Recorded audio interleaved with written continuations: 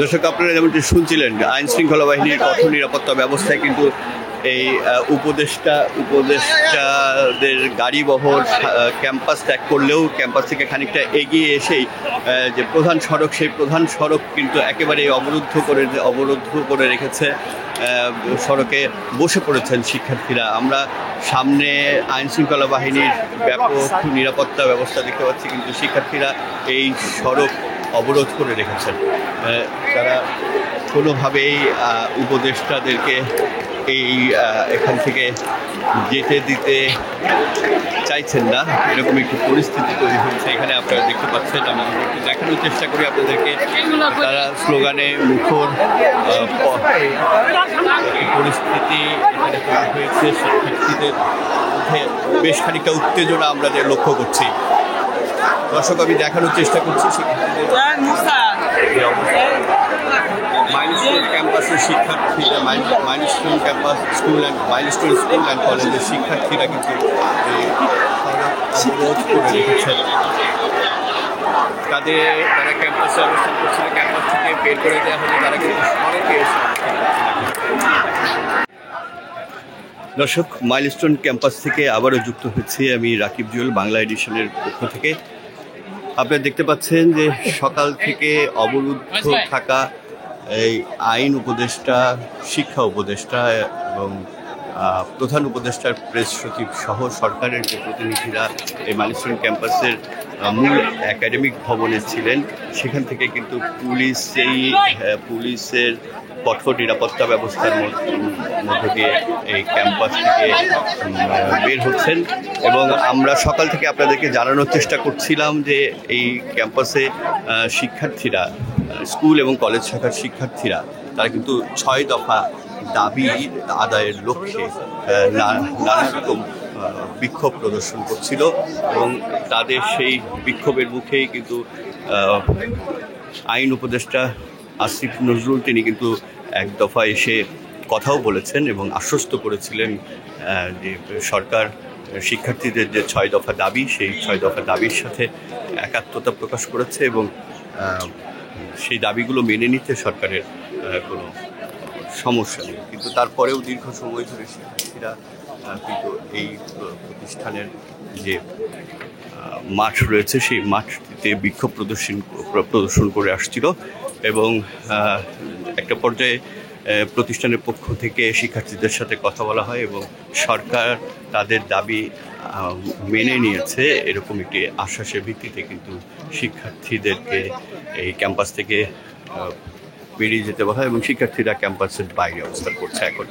দর্শক, আপনারা জানেন যে গতকাল যে বিমান বাহিনীর যে প্রশিক্ষণ বিমান বিধ্বস্তের যে ঘটনাটি, সেই ঘটনায় হতাহতের সংখ্যা নিয়ে এই প্রতিষ্ঠানের যারা শিক্ষার্থী, তাদের আশঙ্কা রয়েছে। তারা আশঙ্কা করছে শতাধিক শিক্ষার্থী, তাদের শতাধিক মানুষ, তাদের মধ্যে বেশিরভাগই শিশু নিহত হয়েছেন এবং আহতদের সংখ্যা নিয়েও তারা আশঙ্কা প্রকাশ করেছেন। এবং আশঙ্কা প্রকাশ করে তারা দাবি করছেন সরকারের কাছে যে দ্রুত সঠিক যে তথ্য, প্রকৃত নিহত এবং আহতদের যে সংখ্যা, সেই সংখ্যাটি যেন প্রকাশ করা হয় নাম পরিচয় সহ জনসম্মুখে। সেই সাথে গতকাল এই বিষয়টি নিয়ে সেনাবাহিনীর সাথে এই প্রতিষ্ঠানের শিক্ষক এবং শিক্ষার্থীদের যে অনাকাঙ্ক্ষিত একটি ঘটনা ঘটে, সেই ঘটনার প্রেক্ষাপটেও কিন্তু সেনাবাহিনীকে ক্ষমা চাওয়া সেনাবাহিনীর কাছ থেকে সেনাবাহিনী ক্ষমা চাইবে এমন দাবিও তাদের রয়েছে। পাশাপাশি বিমান বাহিনী যে বিমান বিধ্বস্তের ঘটনায় বিমান বাহিনীও তাদের কাছে ক্ষমা চাইবে, এমন সব দাবি সহ 6 দফা দাবিতে শিক্ষার্থীরা কিন্তু অবরুদ্ধ করে রাখেন এই প্রতিষ্ঠানে আসা যে উপদেষ্টারা এসেছিলেন তাদেরকে। এবং শিক্ষার্থীরা আশ্বস্ত হওয়ার পরে এই ক্যাম্পাস ছেড়ে যায়। আমরা সকাল থেকে আপনাদেরকে দেখানোর চেষ্টা করছিলাম, আমরা এই যে ভবনটি বিধ্বস্ত হয়েছে, সেই ভবনটিও সেই ভবনটির সামনেও আমরা সকাল থেকে কিন্তু আজকেও সকালে কিন্তু বেশ কজন স্বজনদেরকে আসতে দেখেছি তাদের সন্তানদের খুঁজে। তাদেরও কিছু অভিযোগ রয়েছে। সরকারের পক্ষ থেকে যে হেল্পলাইন সুবিধার কথা বলা হয়েছে সেখানে তারা খুব একটা সহযোগিতা পাচ্ছেন না বলেই আমাদের কাছে অভিযোগ করেছেন, এবং এখনও কেউ কেউ তাদের সন্তানদের কোনো হদিস পাননি। সন্তান বেঁচে আছে কি না সে খবরও তারা জানেন না। তো এই বিষয়গুলোর সমাধান যত দ্রুত হবে, এই ক্যাম্পাসের উত্তেজনা এবং এই ক্যাম্পাস সংশ্লিষ্ট যারা রয়েছে তাদের যে ক্ষোভ, সেই ক্ষোভগুলো তত দ্রুত হয়তো উপশম হবে।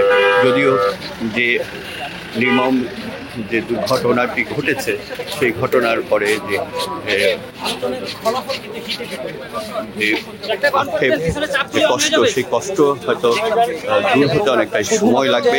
কিন্তু বর্তমানের যে উদ্ভূত পরিস্থিতি, সেই পরিস্থিতিতে প্রধানতম ক্ষোভ শিক্ষার্থীদের। আমরা তাদের সাথে কথা বলে যা জানতে পেরেছি, তারা কিন্তু দাবি করছেন, জোরালোভাবেই দাবি করছেন যে মৃতের যে সংখ্যা, সেই সংখ্যা নিয়ে আপত্তি রয়েছে তাদের। আমরা দেখতে পাচ্ছি যে আইন শৃঙ্খলা বাহিনীর প্রোটোকলে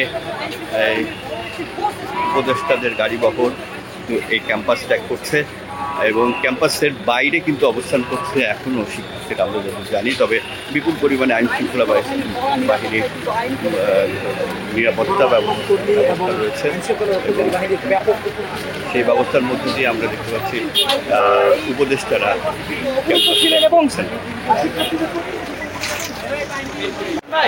দর্শক, আপনারা যেমনটি শুনছিলেন, আইন শৃঙ্খলা বাহিনীর কঠোর নিরাপত্তা ব্যবস্থায় কিন্তু এই উপদেষ্টাদের গাড়িবহর ক্যাম্পাস ত্যাগ করলেও ক্যাম্পাস থেকে খানিকটা এগিয়ে এসেই যে প্রধান সড়ক, সেই প্রধান সড়ক কিন্তু একেবারে অবরুদ্ধ করে রেখেছে। সড়কে বসে পড়েছেন শিক্ষার্থীরা। আমরা সামনে আইন শৃঙ্খলা বাহিনীর ব্যাপক নিরাপত্তা ব্যবস্থা দেখতে পাচ্ছি, কিন্তু শিক্ষার্থীরা এই সড়ক অবরোধ করে রেখেছেন। তারা কোনোভাবেই উপদেষ্টাদেরকে এখান থেকে যেতে দিতে চাইছেন না, এরকম একটি পরিস্থিতি তৈরি হচ্ছে। এখানে আপনারা দেখতে পাচ্ছেন, আমি দেখানোর চেষ্টা করি আপনাদেরকে। তারা স্লোগানে মুখর